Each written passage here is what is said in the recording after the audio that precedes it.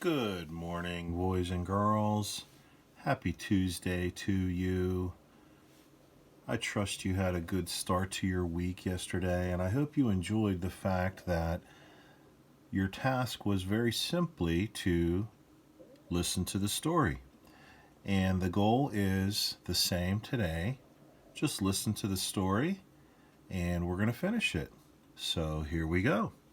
As we left off, in the courtyard, young Adrian met up with the Princess Helena.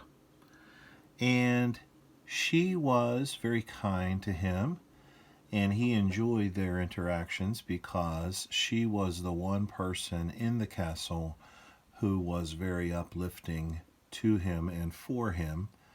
He was very, very down and depressed because he did not know what to do about all the bullying he was receiving from the vain noble men and noble women.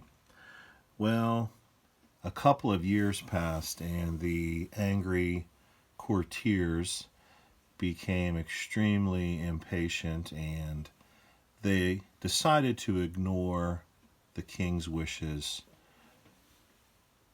And the king's wishes were not to disturb Adrian, the young artist, until he was finished. Well, they had had enough after 2 years, and they began to storm the castle tower.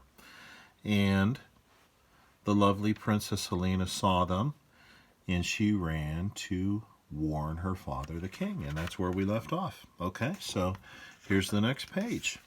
It says, when they entered the studio, the noble ladies and gentlemen were outraged to find the room filled with paintings of the princess, but the court portrait was barely started. Then the king, furious that his order had been disobeyed, rushed up to the stairs and stormed into the castle tower. Immediately his eyes were drawn to one picture after another of his beloved daughter. "Throw Vanderwelt into the dungeon," shouted the Minister of Finance. "Hang him," hissed the Duchess. "He must be punished," shrieked the Queen. The king replied icily, "On the contrary, the artist has painted truly beautiful pictures, and we shall reward him." To punish the nobles for their disobedience, the king told Adrian to paint them exactly the way he saw them. And in no time at all, Adrian finished the group portrait. The band of nobles were furious, but the king was so delighted with Adrian's work that he rewarded him with a gift of land and a fine house near his father's mill. The other day, this is the old artist speaking, the other day I met my former student out in the countryside. He was teaching his own apprentice how to paint the trees and the clouds with the towers of the castle far, far in the distance. So there was a little glare, but here's the master artist. Here's the young artist.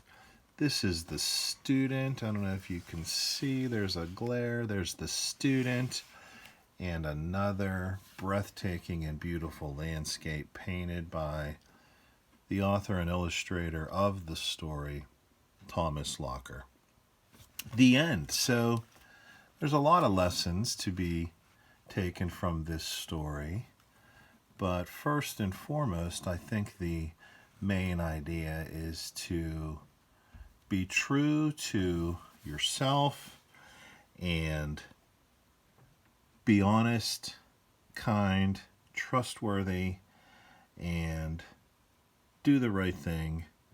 And if you do these things, and if you act in a way that is true to yourself and with kindness and goodness towards others, things will work out for you in the end.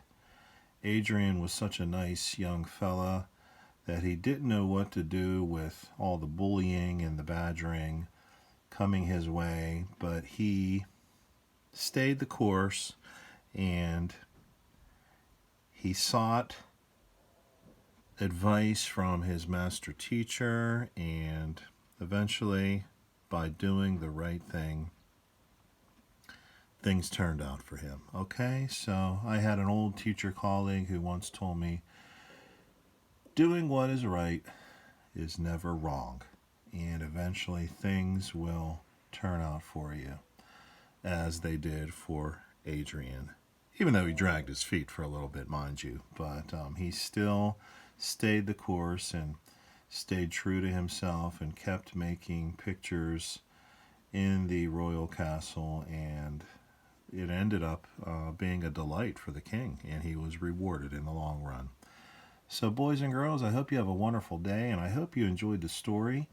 And I'm glad that these past couple of days have given you probably an opportunity to catch up on some of your work, because we didn't have to do anything real hands-on. We just listened to the story. So I'll be back again tomorrow, and actually what we're going to do here is we're going to attempt some three-dimensional work this week, and I'll be back tomorrow to talk to you about how we're going to do that. And if you're not able to do the three-dimensional work, that's fine. There'll be an alternative to how you can submit your grade for the week. So I wish you a great day, and we will talk more about upcoming lessons starting tomorrow. Take care now. Bye-bye.